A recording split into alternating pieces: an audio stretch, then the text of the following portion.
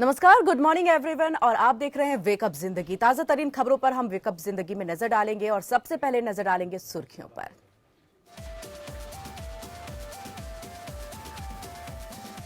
आम जनता के लिए नकदी का संकट बरकरार, एटीएम पर और बैंकों में लंबी लाइनों का सिलसिला जारी। आज से नोट बदलने के नियम हुए सख्त, अब सिर्फ 2000 रुपए ही बदले जा सकेंगे। किसानों शादी के लिए राहत, 24 नवंबर तक नहीं देने होंगे टोल टैक्स।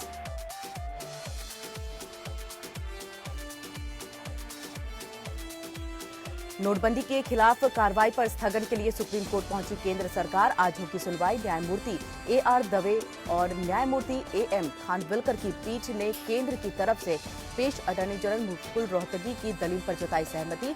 सुप्रीम कोर्ट को छोड़कर विभिन्न अदालतों में कार्रवाई से पैदा होगा भ्रम।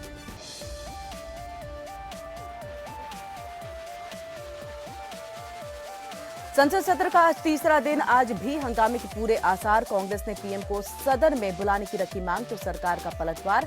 कहा काले धन और भ्रष्टाचार के खिलाफ नोटबंदी ऐतिहासिक कदम, चर्चा को तैयार।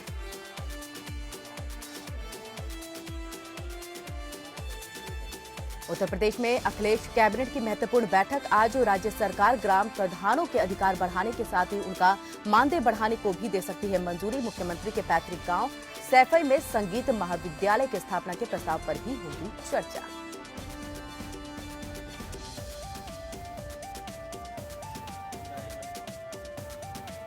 नोटबंदी पर एपीएन के सर्वे में चौंकाने वाले नतीजे। अगर आज हुए विधानसभा चुनाव तो बीजेपी को होगा जोरदार फायदा, लेकिन बैंकों और एटीएम पर इंतजामों को लेकर नाखुश जनता।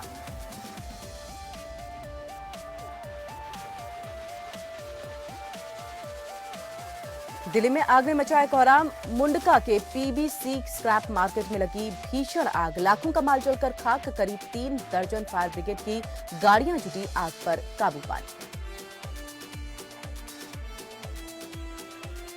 हाईकोर्ट में जजों की नियुक्ति को लेकर के आज सुप्रीम कोर्ट में होगी सुनवाई। सरकार ने सुप्रीम कोर्ट में कहा हमारे पास जज नियुक्ति का कोई भी प्रस्ताव नहीं है लंबित। अटॉर्नी जनरल मुकुल रोहतगी ने कोर्ट से कहा कि कॉलेजियम सरकार की ओर से भेजे गए मेमोरेंडम ऑफ प्रोसीजर पर जल्द ले फैसला।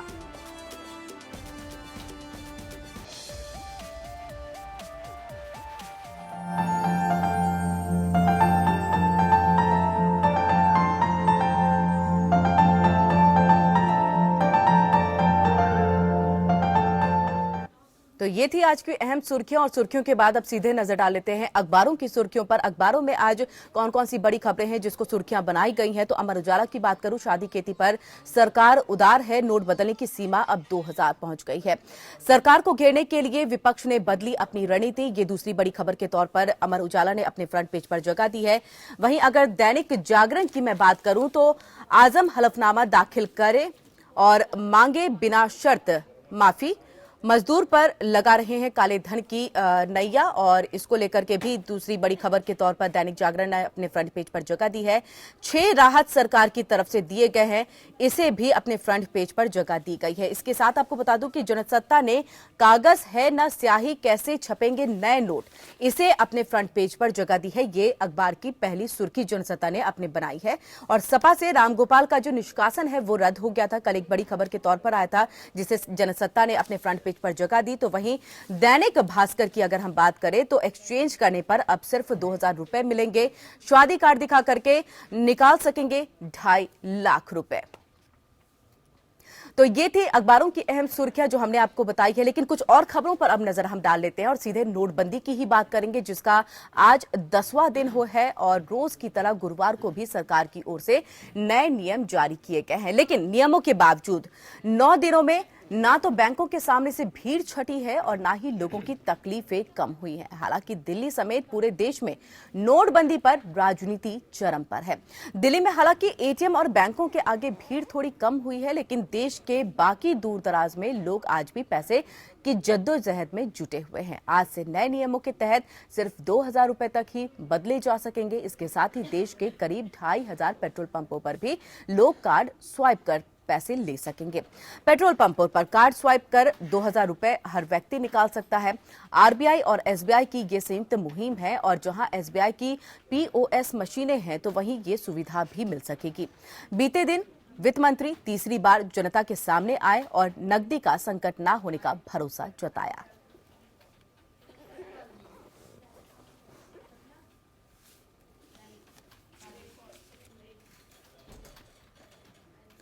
तो नोटबंदी के बाद देश कतार में है। नोटबंदी से जुड़े अलग अलग मामलों में 47 लोगों की मौत हो चुकी है और ज्यादातर मौतें इलाज नहीं मिलने के कारण हुई है। रोज दर रोज बदलते हैं नियम और जनता परेशान हो रही है। देश में 2 लाख से ज्यादा एटीएम है, पर 9 दिन बाद भी सिर्फ 22,000 चालू हुए हैं, यानी 11% सब चालू होने पर भी महीना भर लगेगा। गांव और नॉर्थ ईस्ट की अगर हम बात करें तो यहाँ के लोगों की हालत और ज्यादा खराब हो गई है।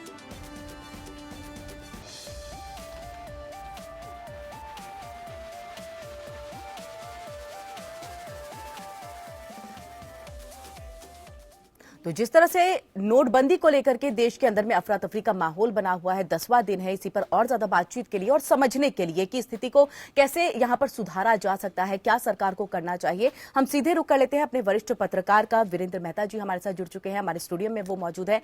वीरेंद्र मेहता जी, गुड मॉर्निंग और एपीएन पर सबसे पहले आपका स्वागत। सर, यहाँ पर नोटबंदी का 10वां दिन है, स्थिति जस की तस बनी हुई है। क्या यहाँ पर सरकार फेलुअर हो रही है या फिर जनता के अंदर में पैनिक बहुत ज्यादा है? इसको लेकर के हम आपसे समझना चाहेंगे। देखिए, दोनों चीज़ें हैं थोड़ी थोड़ी। इसमें सरकार की भी इंतजामात जो है वो पहले से नहीं थे इतने। उनको मेरे ख्याल से इस बात का आइडिया नहीं था कि इतना ज़्यादा ये जो है पैनिक हो जाएगा और क्योस की हालत बन जाएगी। और जनता में भी जो है हड़बड़ी ज़्यादा है, अफवाहों का दौर है, रोज़ नई नई अफवाहें आती हैं, चलती हैं, और उसका ही ये परिणाम है कि दोनों मिल के चीज़ें स्थिति को और ख़राब कर रही हैं। सरकार अभी भी पूरी तरह जो है स्थिति को संभाल नहीं पाई है। कई एटीएम अभी भी चालू नहीं हुए हैं और दूर दराज के इलाकों की तो बात ही करना बेकार है, जब अभी राजधानी में ही ज़्यादातर एटीएम खराब पड़े हैं। ये सब चीज़ें पहले की जानी चाहिए थी, एटीएम को सुधार। और यहाँ आधे आधे ऐसे भी किया जा सकता कि सरकार को चाहिए था कि पहले आधे एटीएम जो है चालू करती और लोगों को कहती, कोई वजह बताती कि अभी एटीएम कुछ इलाकों में बंद रहेंगे और आप पैनिक ना करें। फिर ये नोटबंदी का लेते तो लोग पहले से तैयारी कर लेते कि नोट कम खर्च करें, कुछ ऐसा उनको इंडिकेशन कर देती। तो ये थोड़ी सी ऐसी मतलब अव्यवस्था पूरी तरह से है, जिसको लेकर के अभी कुछ यहाँ पर स्थिति को ठीक करने की जरूरत है। आए दिन बदलाव हो रहे हैं, आरबीआई की तरफ से प्रेस कॉन्फ्रेंस सर की जा रही है, आप भी देख रहे हैं, उन्हें सुन रहे हैं। आए दिन कभी किसानों के लिए क्या ये जो स्थिति अब बदल रही है या जो बदलाव यहाँ पर किए जा रहे हैं, नए नियम लेकर के आए जा रहे हैं, ये पहले नहीं की जा सकती थी? क्योंकि आपके पास एक्सपर्ट है, ऐसा नहीं है कि सिर्फ प्रधानमंत्री या फिर जो मंत्री हैं बने हुए उनके तरफ से ये पूरा जो प्रोसीजर है उसे लिया गया हो या इस प्रक्रिया को यहाँ पर लाया गया हो।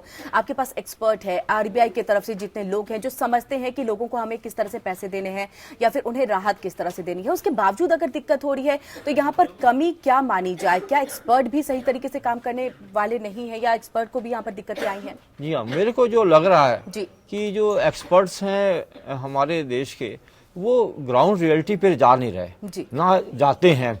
वो एयर कंडीशन कमरों में ही बैठ के डिसीजन प्लानिंग बना रहे हैं और बनाते रहे हैं, और अब टाइम के अनुसार उनको बदलना पड़ेगा। अब सड़क पे लोग आ चुके हैं, सड़क पे राजनीति आ चुकी है, उनको अपना काम का ढर्रा बदलना पड़ेगा।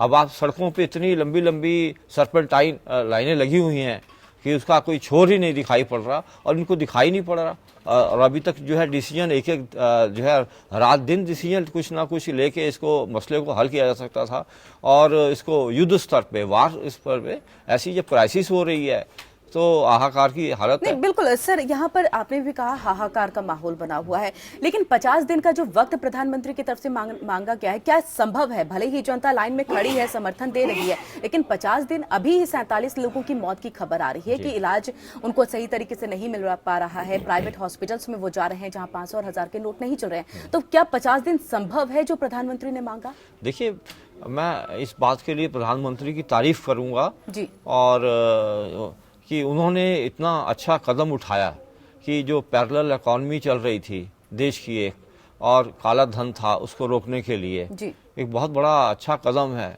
और ये जो कहीं ये स्थिति कहीं पलट ना जाए, सरकार के लिए मुश्किल ना हो जाए, जो जितनी इनको प्रशंसा मिल रही है कहीं उसका खामियाजा ना भुगतना पड़े। और 50 दिन की आपने बात कही, जहाँ तक कि इसमें प्रधानमंत्री तो समय दे सकते हैं, ठीक है, वो चाहते हैं कि हो जाए, उनका तो यही कहना कि हो जाए समस्या का हल, नहीं समस्या का हल हो जाएगा, लेकिन सर कैबिनेट की बैठक नहीं हुई थी, मतलब कैबिनेट को भरोसे में लेकर के ये पूरा जो फैसला है वो नहीं लिया गया था। खुद माफ कीजिएगा, प्रधानमंत्री ने जो है सबके सामने ये ऑन रिकॉर्ड बात कही है कि सिर्फ 2 या 3 लोगों को ही इस बात की जानकारी थी। लेकिन कोई भी फैसला अगर देश में किया जाता है जहां पर लोकतंत्र है, तो क्या ये सही है? संवैधानिक तरीके से तो आपने डिसीजन लिया नहीं, आपने फैसला किया नहीं है। देखिए ऐसा है ना कि ऐसे जो बड़ा महत्वपूर्ण फैसला है जी, और देश की सुरक्षा से और देश की इकॉनमी से जुड़ा हुआ फैसला है, इसमें सारी देश की जो है इकॉनमी टिकी हुई है नोट के ऊपर, पैसे के ऊपर, और ये अंतर्राष्ट्रीय इसका इम्पैक्ट पड़ता, तो ये सारी चीज़ें देख के बहुत ही इसको सीक्रेसी रखना बहुत ज़रूरी था। अगर इसमें जरा सी भी चूक हो जाती, कुछ भी अगर लीकेज हो जाती, तो कहीं सरकार को लेने के देने पड़ सकते थे।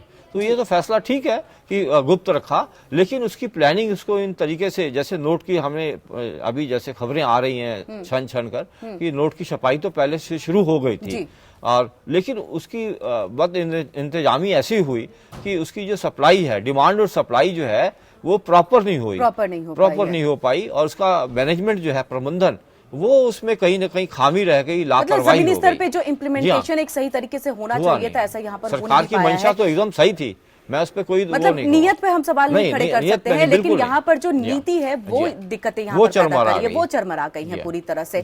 सर आप हमारे साथ जुड़े रहिए, और भी खबरों पर हम आपसे बातचीत करेंगे। तो देश लगातार कतार में है, जो जानकारी हम आपको दे रहे हैं, तस्वीरें भी दिखा रहे हैं, उनकी मुश्किलें दिन प्रतिदिन बढ़ती जा रही है। इसको लेकर के सियासत भी गर्म हो गई है। शीतकालीन सत्र का आज तीसरा दिन है और आज भी इस मुद्दे पर जमकर हंगामा होने के पूरे आसार नजर आ रहे हैं। कांग्रेस समेत तमाम विपक्ष पीएम से जवाब मांग रहा है। विपक्ष पूरे मामले पर चर्चा के साथ वोटिंग की मांग कर रहा है, तो वहीं सरकार विपक्ष के वार को सियासी कवायद करार दे रही है। विपक्ष जहां लामबंद होने की कोशिश में है, तो वहीं नोटबंदी के बाद लोगों की परेशानियां सरकार के सामने बड़ी चुनौती बनकर आई है। लोगों की राहत के लिए हर दिन वो किसी नई कवायद के साथ सामने आ रही है, लेकिन वो नाकाफी साबित हो रही है।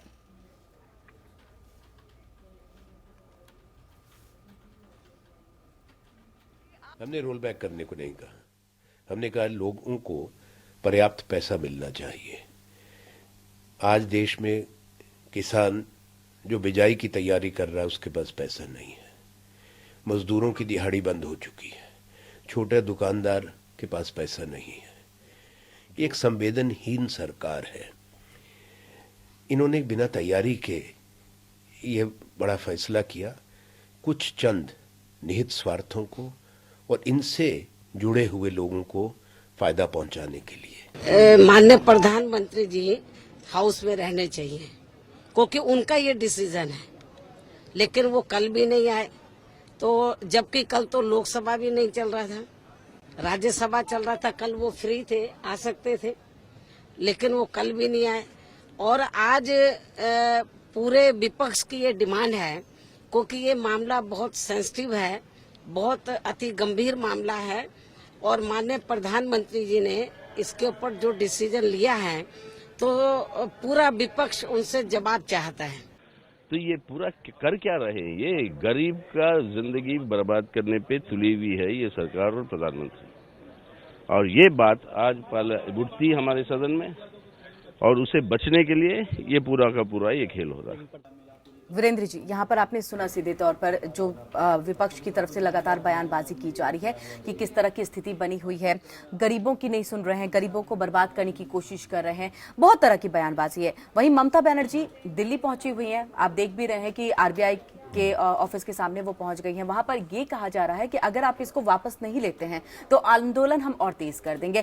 क्या कहें कि वापस इस स्थिति में हो सकता है? और विपक्ष की तरफ से जो आरोप लगाया जा रहा है, जिस तरह की मांग की जा रही है, अब गरीबों के कंधे पर बंदूक रख के चलाने की कोशिश विपक्ष कर रहा है, तो ये कहां तक सही है? देखिए, मैं इस बात से आपकी बिल्कुल एग्री कर रहा हूँ कि जो आपने कहा कंधे पे बंदूक रख के चलाने की कोशिश की जा रही है, और अभी ममता बनर्जी और अरविंद केजरीवाल को बहुत करारा झटका लगा है कल, और एक चपत लगने के समान है कि उन्होंने सोचा कि इस पे सस्ती राजनीति करके अपने कुछ मिल सकता है, और इनको जिस तरह का हुडिंग हुई है और उसके बाद जो है लोगों ने धुतकार के भगाया वहां से, तो अब लोग गरीब आदमी को इससे तो फायदा है जी। काला धन जो निकलेगा, अमीरों को, राजनेताओं को दुखी होना चाहिए, वो परेशान है, तो वो तो आम आदमी समझ रहा है। कि आगे जाके उनको ही बेनिफिट होगा इसका।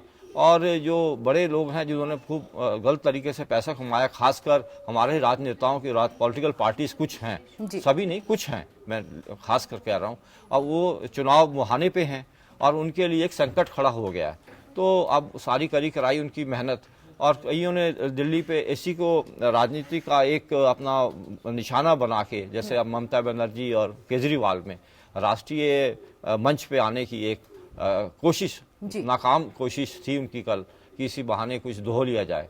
तो लेकिन जनता इसे समझ जाती है और इनको चाहिए कोई रास्ता सुझाएं कि लोगों सरकार को कोई रास्ता अगर दें। कुछ कमियां हैं तो आप वो रास्ता बताएं कि ये कमियां हैं, इन कमियों का आप इस तरह से दूर कर सकते हैं। लोगों को जाके ढाढ़स दें कि आपके लिए मैं कह रहा हूं कि अगर ये कुछ ऐसा काम करेंगे तो लोग इनके साथ खड़े हो जाएंगे और इसका राजनीतिक फायदा होगा अगर देखा जाए। अब बात देखिए, लोग उन्होंने कहा कि आप तो हमारे नमक पे जो है जख्मों पे नमक छिड़कने आ गए। बिल्कुल, लोगों ने कल इनको कैसे होर्डिंग की है और इस तरह भगाया वहां से कि आपने तो, हम लाइन पे खड़े थे 2 घंटे और हमारे को एक कह रहा था, तो और आपने हमें तितर बितर करके रख दिया। अब तक तो हम पैसे लेकर के वापस भी जा सकते थे। यहाँ पर सर हम देख लेते हैं कि वित्त मंत्री अरुण जेटली ने क्या कुछ बयान दिया है और विरोध को किस तरह से उन्होंने हताशा का नतीजा बता दिया है, सुनिए। हम लोग चाहेंगे कि सभी राजनीतिक दल इसका समर्थन करें, लेकिन कोई ना कोई तर्क ढूंढ लेना कि ब्लैक मनी और क्राइम मनी ये रिप्लेस ना हो। मैं बिल्कुल स्पष्ट कर दूं, जो आम आदमी पार्टी और तृणमूल ने कहा कि इसको रोल बैक करो, इसका कोई प्रश्न ही नहीं उठता।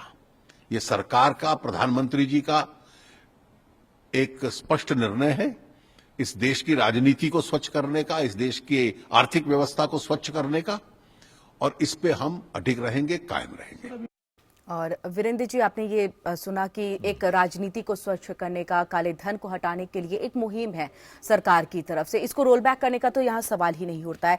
लेकिन अब आगे क्या होगा, क्योंकि राजनीति पूरी तरह से अगर कहें तो किस तरफ जा रही है, किस रास्ते पर अब जाती हुई नजर आ रही है। एक तरफ तो ये कहा जा रहा है अगर वापस नहीं लेते हैं तो आंदोलन करेंगे, हम छोड़ेंगे नहीं इस मुद्दे को। ममता बनर्जी ने ये बात मंच पर खुले तौर पर कही थी और यहाँ पर प्रधानमंत्री इस फैसले को रोल बैक करने के बिल्कुल भी मूड में नजर नहीं आ रहे हैं। तो आगे और किस तरह की स्थिति यहाँ पर बनेगी? देखिए, अब जो आपने सवाल किया जी बहुत महत्वपूर्ण है हमारी राजनीति के लिए। ये अब साल बहुत इम्पोर्टेंट है।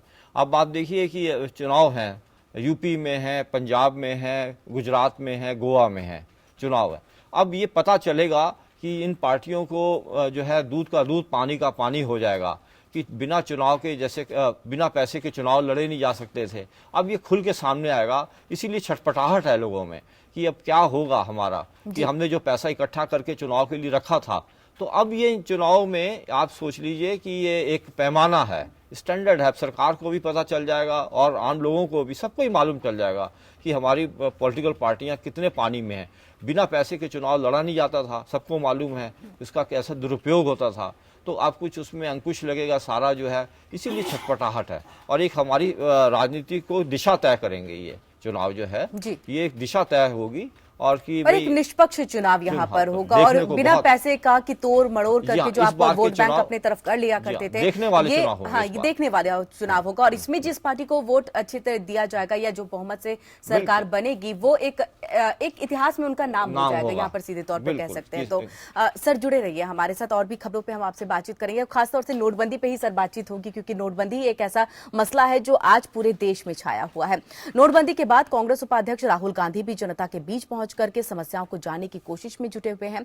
हालांकि उनका ये दाव बीते दिन दिल्ली के सरोजनी नगर मार्केट में उस वक्त उल्टा पड़ता नजर आया जब मोदी मोदी के नारे लगने लगे। दिल्ली में नोटबंदी पर कांग्रेस वाइस प्रेसिडेंट गुरुवार की देर रात रेहड़ी वालों के बीच चर्चा करने के लिए पहुंचे थे।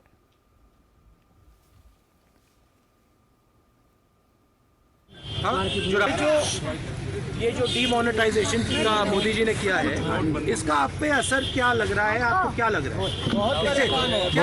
थोड़ा बताओ क्या हुआ, कैसे लग रहा है, क्या कर रहे हो, क्या मुश्किलें आ रही हैं? इसका फायदा है तो वो बताओ, नुकसान है तो वो बताओ। बहुत नुकसान है सर, अभी तो हम लोग काम ही नहीं हो रहा है। तो नोटबंदी के मोदी सरकार के फैसले के खिलाफ दिल्ली के मुख्यमंत्री अरविंद केजरीवाल और पश्चिम बंगाल की सीएम ममता बनर्जी एक मंच पर दिखे। दिल्ली के आजादपुर मंडी में दोनों नेताओं ने सरकार के फैसले के खिलाफ आंदोलन का ऐलान किया। प्रधानमंत्री नरेंद्र मोदी पर हमला बोलते हुए ममता बनर्जी ने कहा कि उनके इस फैसले से देश में आर्थिक संकट गहरा गया है। सरकार का कदम किस कदर कमजोर है, इसकी तस्दीक इस बात से हो जाती है कि रिजर्व बैंक ऑफ इंडिया बार बार नियमों में बदलाव कर रहा है। ममता ने नोटबंदी के खिलाफ सरकार को चुनौती दी। ममता ने हमला बोलते हुए कहा कि सरकार को देश की जनता चोर नजर आती है। नोटबंदी के बाद पैदा हुए हालात से लोगों के सामने भूखे मरने की नौबत आ गई है। सरकार विरोधी रैली को संबोधित करते हुए दिल्ली के मुख्यमंत्री अरविंद केजरीवाल ने प्रधानमंत्री मोदी पर सीधा हमला किया है। अरविंद केजरीवाल के रैली में पहुंचने से पहले आजादपुर मंडी में जमकर नारेबाजी हुई और कुछ लोगों ने नोटबंदी पर मोदी सरकार के फैसले का विरोध करने पर केजरीवाल के खिलाफ जमकर नारेबाजी की और उन्हें काले झंडे भी दिखाए हैं। उन्होंने केजरीवाल सरकार पर दिल्ली की जनता से वादा खिलाफी का आरोप लगाया। 3 दिन का अंदर अगर वापस कर ले ठीक है, प्लानिंग कर लो ठीक है, ये हाल निकालो तो ठीक नहीं है। अगर आप नहीं करोगे तो प्लीज रियलाइज हम लोग भी जिंदा है। जितने जो लोगों को जिंदगी संघर्ष का है, लड़ते रहा है, उसको डरने का कोई बात नहीं है। अगर आप काला धन और भ्रष्टाचार खत्म करने के नाम पे देशभक्ति की आड़ में घोटाले करोगे तो उस घोटाले के खिलाफ लड़ने के लिए भी जान की बाजी लगा देंगे इस देश के लोगों के लिए। तो फैसले के बाद से ही लगातार यहां पर राजनीति हो रही है। इसको लेकर के सब दिल्ली अभी आए हुए हैं और दिल्ली में आकर के राजनीति को एक परवान चढ़ाने की कोशिश की जा रही है इस फैसले को लेकर के। सर, यही समझा जा सकता है क्योंकि राहुल गांधी जब सरोजनी मार्केट पहुंचते हैं तो वहां पर मोदी मोदी के नारे लगते हैं। एक कहते हैं कि तमाचा खुद जनता मार रही है कि मोदी जी ने एक अच्छा काम किया, आप उनका समर्थन करने की जगह पे, हमें तसल्ली देने की जगह पे आप हमारे ही कंधे पर बंदूक रख करके गोलियां चलाने की कोशिश कर रहे हैं, निशाना साध रहे हैं। तो क्या अब इन लोगों को समझना नहीं चाहिए कि आप 3 दिन का अल्टीमेटम दीजिए, चाहे आप 5 दिन का अल्टीमेटम दीजिए, जनता समझ चुकी है कि ये हमारे फायदे के लिए है। जी हाँ, अभी पिछले दिनों कुछ खबरें भी इस तरह की आई थी कि जो जिन्होंने होर्डिंग कर रखे रुपया काफी रखा हुआ था और यहाँ जो जिनके पास काला धन असीम है, ये इसमें कोई दो राय हो भी नहीं सकती। इन खबरों में कुछ होता संदेह भी होता है कि जो इनकी तरफ से काफ़ी दबाव भी बनाया जा रहा है कुछ दलों के ऊपर कि हमारी आवाज़ उठाई जाए कि काला धन सरकार जो है बाहर निकालने के लिए प्रयास ना करे। तो वो भी जिस तरीके की ये आवाज़ उठाई जा रही है पॉलिटिकल पार्टीज की तरफ से, तो ये भी हो सकता है कि किसी दबाव में ये इनके ऊपर दबाव पड़ रहा हो काला बाजारियों का, जिनके पास काला धन हो। क्योंकि एक पैरेलल आपको बताया है मैंने, एक पैरेलल इकॉनमी देश की समानांतर अर्थव्यवस्था चलाई जा रही थी और इसमें खासकर बंगाल और पश्चिम बंगाल के बहुत बड़ा एक इलाका जो है बॉर्डर का, उसमें तो बहुत ही नोट मिले थे। तो कहीं ना कहीं ये तार भी हो सकते हैं और इसीलिए अल्टीमेटम की बात हो रही है और दबाव की बात हो रही है, सब तरीके की बात हो रही है, सब तरीके की यहाँ पर बात हो रही है। और आरबीआई जो नए नियम लेकर के आ रहा है उस पर भी यहाँ पर कोशिश की जा रही है कि कमजोर कर रहे हैं हम प्रधानमंत्री मोदी को कि आपने अच्छे से इंप्लीमेंट नहीं किया है, नियम नहीं बनाए, जिस वजह से आपको बदलाव की यहाँ पर जरूरत पड़ी है। सर, यहाँ पर समझना चाहेंगे आपसे, कुछ दिनों पहले ही अगर हम कहें तो 1-2 दिन पहले की ही ये बात है कि जो बड़े अडानी हैं जैसे विजय माल्या हैं, एसबीआई ने इनके जो कर्ज हैं उसको माफ कर दिया है। तो इसको लेकर के लोगों के बीच में थोड़ी सी यहाँ पर जो कहे अवेयरनेस की कमी है या उन्हें समझ नहीं आ रहा है कि आखिरकार इतने बड़े लोगों का कर्ज माफ करने से आगे काले धन को लेकर के जो मुहिम आप चला रहे हैं इसमें किस तरह का सहयोग मिल पाएगा, ये थोड़ा सा आप अगर हमारे दर्शकों को समझाएं। देखिए, ऐसा है कि सरकार चाह रही है कि इनकी जो वैसे तो एसबीआई और दूसरे बैंकों ने इनकी जो संपत्तियां हैं वो जब्त करने की प्रक्रिया शुरू कर दी है जी। और इनको वहां से प्रत्यार्पण करने के लिए विदेशों से, लंदन वगैरह से, और एक करार भी किया गया था, अभी आई थी ब्रिटिश प्राइम मिनिस्टर उनके साथ सरकार का, कि अब उनको लाने की प्रक्रिया शुरू भी हो गई है। और सरकार ये चाह रही है कि जो ज्यादा से ज्यादा इनका पैसा है वो उसको सरकार अपना जब्त करके और उसकी नीलामी कर दे। वो तो पैसे सर लिए जा रहे हैं, लेकिन जो कर्ज माफ कर दिया जा रहा है, लोग कह रहे हैं हम गरीब हैं, हम अपने पैसे के लिए लाइन में लग रहे हैं, एसबीआई की तरफ से उनके कर्जों को माफ कर दिया जा रहा है और कई करोड़ जो है वो माफ कर दिए गए। वैसे भी सर मोदी सरकार पे ये आरोप लगता रहा है कि वो उद्योगपतियों की सरकार रही है, फायदा हमेशा उद्योगपतियों को पहुंचाती है। तो क्या ये एक कहें तो आरोप सही भी है? नहीं, नहीं, देखिए अब मैंने बताया अफवाहों का दौर बहुत चल रहा है जी। ये कर्ज अगर माफ करते हैं किसके खाते में माफ करेंगे? आपको पता है बैंक एक नया पैसा छोड़ता नहीं है सरकार का। आप लोन लेके देख लीजिए, आपके पीछे बैंक दौड़ दौड़ के आपको कोर्ट में घसीटेगा। सुप्रीम कोर्ट ने उनसे मांगा कि आप बताइए कितना कितना पैसा किसके पास है। ये ऐसा कुछ नहीं हो सकता कि ये पैसा कहाँ दिखाएंगे जो कर्ज माफ करें। ये अफवाहों का सिर्फ एक सिलसिला है, किसी तरीके से इसको डिरेल करने का प्रोसेस को। मैंने बताया काला बाजारी और पैसे वाले दबाव तरह तरह के अफवाहों का चला रहे हैं कि जिससे सरकार की इस प्रक्रिया को लाइन से हटाया जा सके। ऐसा कुछ ये नहीं कहना है कि नियत पर आप बिल्कुल भी सवाल खड़े मत करिए, चाहे वो कर्ज माफी क्यों ना हो, इसके पीछे कुछ मंशा होगी। जी हाँ, अभी वित्त मंत्री ने भी कहा कि ऐसा किसी का हमने लोन माफ नहीं किया, ऐसा कि जो डिफॉल्टर्स हैं उनकी तो लिस्ट सुप्रीम कोर्ट के पास है, तो कौन माफ करेगा? कैसे कह के सुप्रीम कोर्ट में अगर जाएंगे कि भाई हमने किस खाते में माफ करेंगे, कौन अपने सिर के ऊपर लेगा? तो ये सब चीजें जो है बिल्कुल सर, हम अपने दर्शकों को यहाँ पर केंद्रीय मंत्री जितेंद्र सिंह का बयान सुना देते हैं जिसमें उन्होंने कांग्रेस पर जमकर निशाना साधा और नोटबंदी पर सियासत जिस तरह से हो रही है उसको लेकर के जनता को गुमराह करने का आरोप लगाया है कांग्रेस के ऊपर में। क्या कुछ कहा है वो सुनिए। कांग्रेस पार्टी जो अपने आप को एक राष्ट्रीय दल कहती है और जो अपने आप को स्वाभाविक तौर पर इस देश की सत्ताधारी पार्टी समझती है, विपक्ष में रहते हुए भी वो ये समझते हैं कि वो सत्ताधारी पार्टी है और सत्ता में रहने का यदि अधिकार है तो केवल उनका है। उनको ये स्पष्ट करना होगा कि उनका क्या मौक़िफ़ है, क्या उनका मत है। सर, आपने यहाँ पर जितेंद्र सिंह को भी सुना, इसके पहले आपने वित्त मंत्री अरुण जेटली को भी सुना था और कई बार इस तरह के चीजें आ रही हैं, भ्रम फैलाया जा रहा है, आप भी इस चीज को लेकर के कह रहे हैं। लेकिन अब जनता को आगे क्या करना चाहिए, या फिर जो नए नियम लगातार आ रहे हैं, पहले आप 4,000 करते हैं, फिर 4,500 करते हैं, फिर आप 2,000 पे पहुंच जाते हैं, क्या होना चाहिए अब सर कि जिससे जनता को थोड़ी सी राहत मिले? सबसे बड़ा सवाल यहीं पर आकर के खत्म हो जाता है। देखिए, एक तो सरकार को यही करना चाहिए बैंकों पे जिससे भार कम हो। जी, जनता का दबाव बढ़ता जा रहा है, जिस तरह एटीएम पे और बैंकों में भीड़ को कम करने के लिए इनको सेंटर और खोलने चाहिए। देश में मैन पावर की कमी नहीं है और बहुत देश में पढ़े लिखे और जो है शिक्षित बेरोजगार लोग हैं, उनकी सेवाएं लिए, और खासकर ये एक्स सर्विस मैन हैं उनको भी शामिल किया जा सकता है। बहुत बड़ी संख्या में उनको लेके और सेंटर खोले जाएं। और सरकारी कर्मचारियों को जैसे गवर्नमेंट ने अभी एडवांस सैलरी का 10,000 रुपए तक का किया, अच्छा कदम है। इसी तरह कॉर्पोरेट को भी शामिल किए जाए, उनके यहाँ पैसे की जो है भेजे आपूर्ति की जाए और उनमें उनके डिपार्टमेंट्स को शामिल किया जाए, विश्वास में लेके वहां पर भी एक्स सर्विसमैन वाला को शामिल करके इस सेंटर को बढ़ा के बैंकों पे कम से कम दबाव हो, जिससे वो अपनी रोजमर्रा की मतलब मैन पावर को और बढ़ा करके आप अच्छी तरीके से देश में मैन पावर की कमी नहीं है और उनकी व्यवस्था करके प्रॉपर तरीके से कोई किसी तरीके का कोई आरोप न लगे, कुछ सेंटर बना के सुरक्षा प्रदान करके, जैसे हमारे यहाँ वोटिंग होती है वैसे यहाँ पर ये भी हो जाए। जैसे आपने स्याही का इस्तेमाल वोट के दौरान आप करते हैं, आप यहाँ पर भी कर रहे हैं, उसी तरह से व्यवस्थाओं को भी अगर दुरुस्त किया जाए तो ये कहा जा सकता है कि लोगों को राहत जरूर मिल सकती है। आपका बहुत बहुत शुक्रिया सर, आप हमारे साथ जुड़े, हमारे स्टूडियो में आए और खास तौर से नोटबंदी को लेकर के लोगों के अंदर में जिस तरह का भ्रम है, जिस तरह से लगातार राजनीति हो रही है, लोग जाएं तो जाएं कहां, किसकी बात समझे, किसकी बात को यहां पर माने, क्योंकि व्यवस्था सही नहीं है और लोगों के अंदर में इसको लेकर के रह रहकर टीस जो है उठ रही है। तो ये आपने समझाया, इसको लेकर के अगर कोई भी हमारे यहाँ पर दर्शक देख रहे होंगे तो उन्हें थोड़ी राहत जरूर मिली होगी। आपका बहुत बहुत शुक्रिया। और सीधे यहाँ रुकेंगे एक छोटे से ब्रेक लिए, ब्रेक के बाद कुछ और अहम खबरों के साथ वापस आते हैं।